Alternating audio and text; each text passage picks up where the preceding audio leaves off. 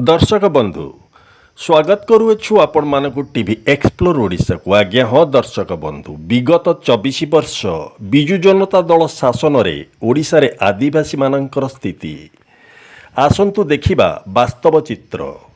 आम नवीन ओडिशार आम कैमेरा टीम पहुंची थिला दुर्गम अंचल केन्दुझर जिला हरिचंदनपुर ब्लॉक ग्राम पंचायत टांगिरिया पाळ ठारे। एठाकार सरपंच महोदय घनश्याम बारी महाशय चढ़ती दुईटी दामी कार और बुलेट मोटरसाइकेल। हाथ अच्छी लुहा पथर चालाण रे पंचायतर समस्या दर्शक बंधु अनेक। रास्ता घाटर ना अच्छी उन्नति ना अच्छी अंचल को सठिक वैद्युतीकरण और सबु स्थान को पीवा पानीर व्यवस्था दुर्गम अंचल। सरपंच घनश्याम बारी पंचायत ऑफिस आसंती सप्ताह रे मात्र 3 दिन। देखंतु दर्शक बंधु वास्तव चित्र आसंतु देखिबा।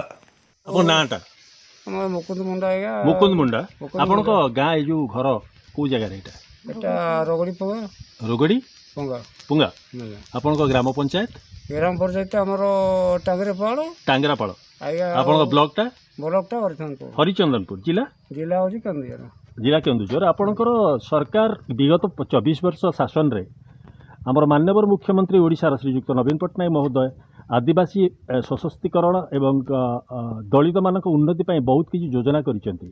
आपण आज आमे देखुचे विकल चित्र आपणकर ओडिशा विकास रो विकल चित्र।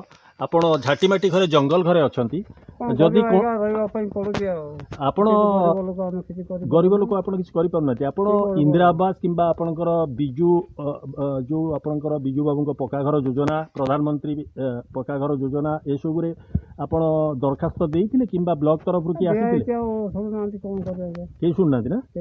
अच्छा आपण सरपंच की अछंती एठी सरपंच ये 2 वर्ष लानी घनश्याम बारी घनश्याम बारी कौन पदक्षेप नहीं आपणक पदक्षेप नहीं किसी होनी। घनश्याम बारी व्यक्तिगत भाव कौन व्यवसाय करती राजनीति करती आउ अन्य आम शुणा पाचु लुहा पथर आईरन बेपार अच्छी कंपनी कंपनी आपंकर नौ आईरन आईरन बेपार भी अच्छी सरपंच यही आपंकर दैतारी माइंस रो। अच्छा से सरपंच आसती आप घर को ये सब समस्या समाधान बुलाबुली करती किंतु आप ये घर केते वर्ष धरी पड़ी रही वर्षे यही वर्ष है बर्तमान गोटे नाग कि तंपसाप पशिज आप कौन करेंगे मरवे आपणकर ओडिशा सरकार परिवर्तन नूतन सरकार आसुचंती आपणकर किसी आशा करुचंती आपणकर ये परिवर्तन पई देखिए कौन होती कौन करचंती सरकार कौन सरकार करुचंती हमें तो किसी जो दबाई कोई कर गरीब लोक आपण कौन कर चाष बास चाष बास कर चलुचंती खटुचंती ना। बहुत धन्यवाद।